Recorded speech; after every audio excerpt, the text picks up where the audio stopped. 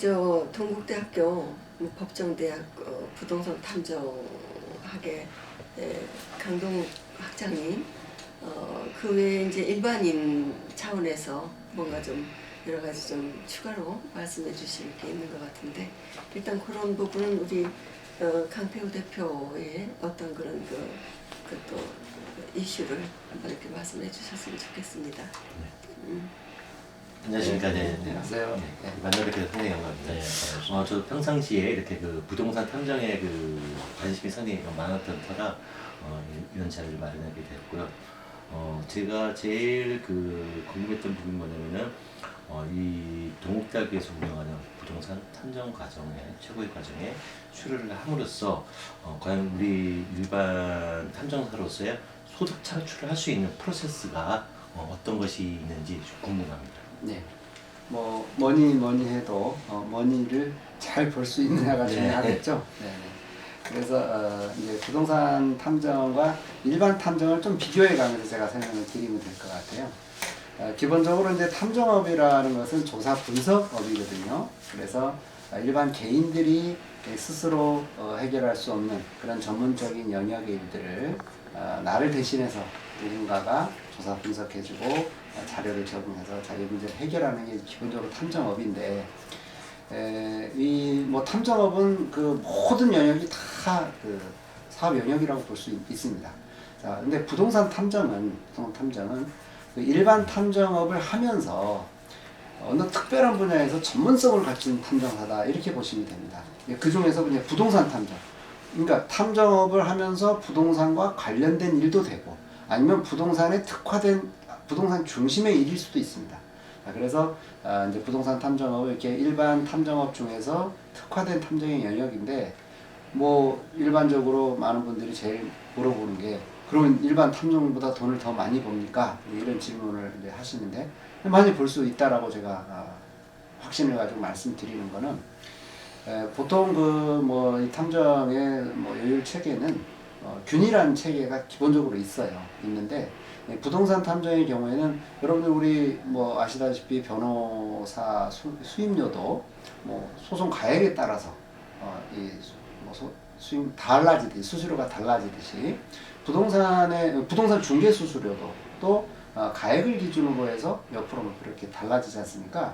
그렇듯이 부동산 탐정업도 그 조사 대상 물건의 가액에 따라서 1%든 2%든 수수료율이 정해지니까, 어떤 균일한 어떤 전형적인 그런 임금 체계와는 좀 달리 가액에 따른 그 임금 체계가 별도로 책정이 되기 때문에 다른 어떤 탐정업보다 더 많은 어떤 그 수수료를 받을 수 있는 그런 업종이다, 이렇게 제가 말씀드릴 수가 있습니다. 아, 그렇습니까? 상당히 광범위하고요. 또 하나 질문이 있는데, 과연 이 부동산 저희 탐정사를 유하는 탐정사한테 의뢰를 할 수 있는 사람들이 과연 어떤 분야에 있는 사람들일까요? 네, 많은 분들이 이제 부동산 탐정사 그러면 사기를 당하거나 사고를 당한 사람들이 그 문제를 해결받는 사후 대책적인 측면을 많이 생각하는데, 저는 오히려 사전 사고 예방 차원에서 탐정일이 더 많은 일을 할 수 있다고 봅니다. 예를 들어서 부동산 사고는 사고가 이미 발생하고 나면 사실 그 잃어버린 재산을 회수하기가 쉽지가 않습니다. 형사 문제로 민사 문제로 각종 어떤 소송 문제를 진행을 하지만, 실제 재산을 회수하기도 전에 이미 그 재산이 손실돼 버리는 그런 일들이 굉장히 많습니다.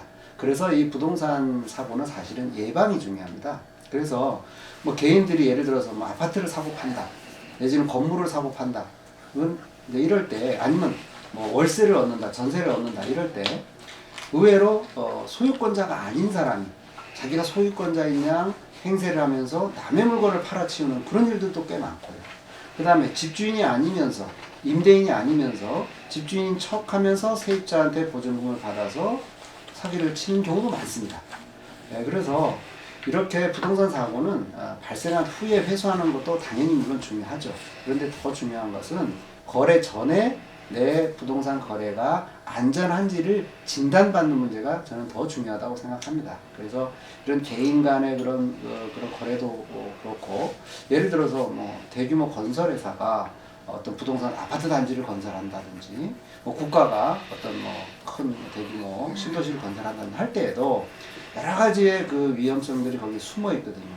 그런데 그 위험성들을 사전에 분석을 해서 사고를 미연에 방지하면 사고 발생하는 것도 당연히 방지하지만 심지어는 그 기간도 단축시키는 것이 그 리스크를 얼마나 미리 예방하는 것과 관련이 있습니다. 그럼 결과적으로는 사업성하고 관련이 있게 되고 비용을 줄이는 문제하고 관련이 있고, 그래서 개인이 됐던 사회가 됐던 국가가 됐던 사전 예방하기 위해서는 이제는 전문적인 부동산 탐정과 같은 전문적인 그런 지식을 갖춘 사람들이 미리 참여해서 그거를 짚어주는 것이 중요하다라고 생각이 돼서 그 부분, 사전에 진단하는 부분도 사업의 영역으로 중요하다고 생각이 됩니다.